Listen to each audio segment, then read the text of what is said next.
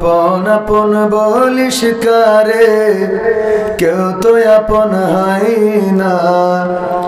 আপন আপন বলিস কারে, কেউ তো আপন হয় না। স্বার্থ ছাড়া এই ভুবনে আপন তো কেউ রহে না।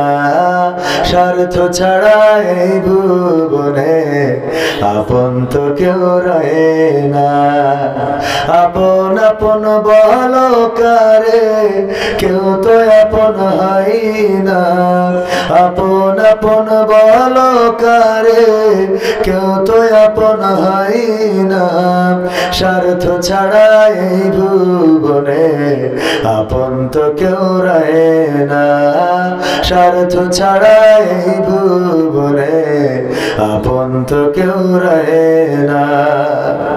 চোখ বুঝিয়া ভাব রে মন, কে তোর আপনজন। ভালোবাসা পাওয়ার জন্য আছে কি কারণ? চোখ বুঝিয়া ভাব মানুষ, কে তোমার আপনজন। ভালোবাসা পাওয়ার জন্য আছে কি কারণ? চোখের আড়াল হলে দেখিস, চোখের আড়াল হয়ে দেখিস, তোর কথা কেউ কয় না। স্বার্থ ছাড়া এই ভুবনে আপন তো কেউ রহে না। স্বার্থ ছাড়া এই ভুবনে আপন তো কেউ রহে না। কার জন্যে তোর ভালোবাসা, টাকা ঘর আর বাড়ি, মরার পরে কবরেতে রাখবে তাড়াতাড়ি। কার জন্যে এই ভালোবাসা, টাকা ঘর আর বাড়ি, মরার পরে কবরেতে রাখবে তাড়াতাড়ি। বিনা লাভে বন্ধুরে কেউ, বিনা লাভে বন্ধুরে কেউ তুলার বোঝাও বই না।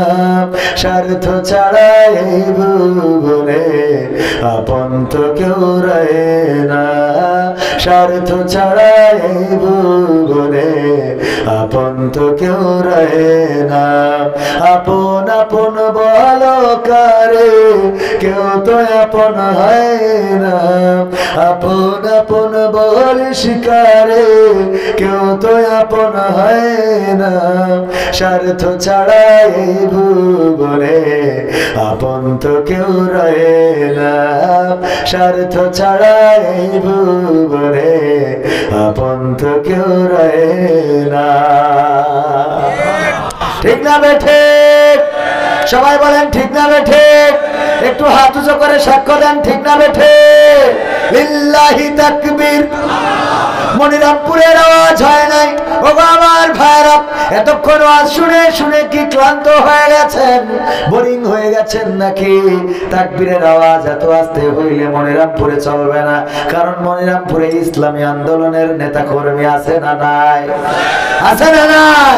অ্যাডভোকেট গাজী আনামুল হক এই মনিরামপুরের মাটির সন্তান। অ্যাডভোকেট রকনুজ্জামান এই মনিরামপুরের মাটির সন্তান। আবার আর একজন এমপি ছিলেন, কি যেন, সাখাওয়াত হুসাইন না কি যেন, মুফতি ওয়াক্কাস। হ্যাঁ, মুফতি ওয়াক্কাস সাহেব এই মাটির সন্তান। সুতরাং এই মাটি উর্বর মাটি। এই মাটিতে আগে বাতিলেরা এসেছিল, আমরা সেই বাতিল মুক্ত করেছি না করি নাই? কথা কয় না, করেছি কিনা? সুতরাং এখন কথায় আওয়াজ হবে নাকি নিয়ে আসতে হবে? এত গলার আওয়াজ হবে। আরে বাবা, কুত্তাও দেখবেন যে মালিক থাকলে ঘেউ ঘেউ জোরে করে, ঠিক না বেঠিক? তো যদি মালিক থাকলে কুকুরেরও পাওয়ার বেড়ে যায়, আর আমরা রবের মতো মালিক থাকতে, আল্লাহর মতো মালিক থাকতে আমাদের কণ্ঠের আওয়াজ যদি কমে যায়, তাহলে বুঝে নিতে হবে আমরা আল্লাহকে এখন অভিভাবক মানতে পারি না। ঠিক না বেঠে? আল্লাহকে যে অভিভাবক মানবে সে জেলখানায় যেই বলবে ঠিক না বেঠিক? দোয়া চাচ্ছে না চাচ্ছে না? বাবারে আল্লাহর পথে থাকলে তো দোয়া লাগতো না, লাগতো? আল্লামা সাঈদী কি কোনদিন দুটি হাত জোড় করে বলেছে দোয়া করো?